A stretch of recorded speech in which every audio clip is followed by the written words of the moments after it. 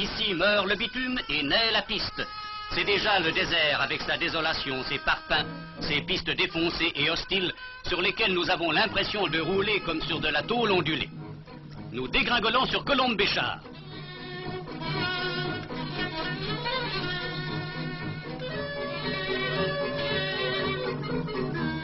Colombe-Béchar, ce n'est pas encore le Sahara, mais c'est la porte ouverte sur le désert à toutes les caravanes de nomades venus de Mauritanie ou du Fezzan, et qui, durant des mois et des mois, à pied et tirant leurs chameaux, empruntent la séculaire route du sel.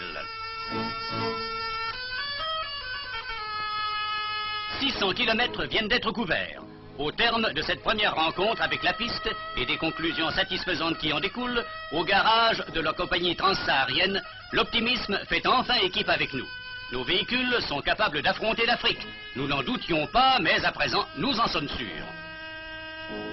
Du sable, de la rocaille ou des touffes d'alpha surgissent parfois des borges pourpres ou blancs.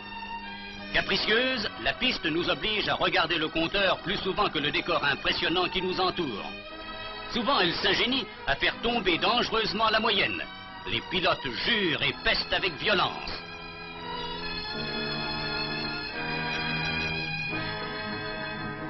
Les véhicules dansent un pas de fête foraine, roulent et tanguent comme des bateaux ivres, plus enclins à louvoyer qu'à mettre directement le cap sur le point à atteindre.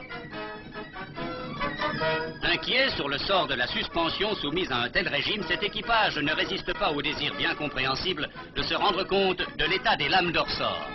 Plus tard, quand ils seront définitivement rodés aux rudesses de la piste, les mêmes pilotes souriront à l'évocation de cette prudente attention et ne s'arrêteront plus qu'à l'arrivée au terme de l'étape. Traîtres sont les oueds souvent meurtris de trous ou hérissés de parpaings, mais le pick-up semble ressentir une joie espiègle à les traverser en soulevant des gerbes d'eau comme des éventails de paillettes. Cette joie, les muchachos la partagent aussi. Surtout quand notre ami l'Esprit, copilote de la savane, leur distribue des oranges. Pour eux, c'est la fête. Et ils voudraient bien, ces gosses du désert, que le rallye passe tous les jours ici.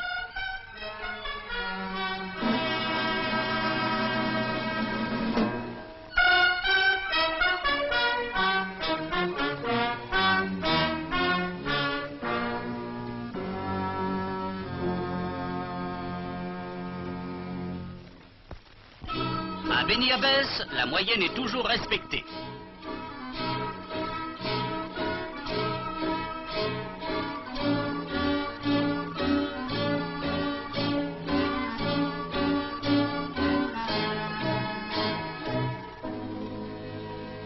Le commissaire d'étape n'est autre qu'un capitaine saharien pour qui le rallye est aussi une aubaine.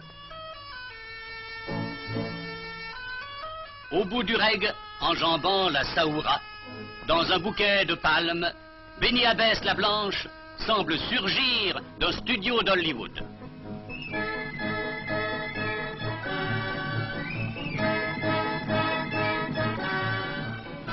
C'est cette image que l'on évoque avec regret le lendemain, sur la piste rocailleuse ou dans le bled immense qui nous entoure, si imposant dans sa simplicité.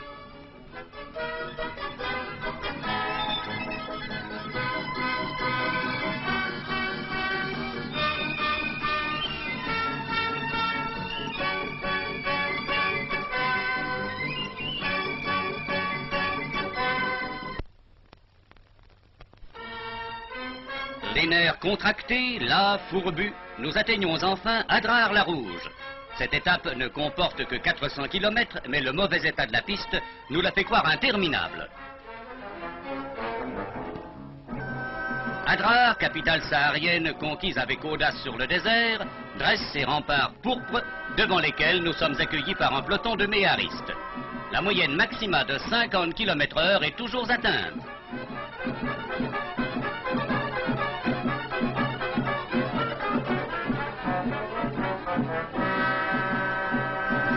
Curieux et étonnés, des indigènes entourent nos véhicules. Notre premier jour de repos a passé vite. Il nous faut prendre congé. Le capitaine commissaire de l'étape et Lagarde, chef de mission, synchronisent leur chronomètre. 5, 4, 3, 2, 1, partez. La vaillante 4 chevaux, qui a étonné ici tous ceux qui connaissent bien les difficultés du parcours, s'élance en direction de Regan.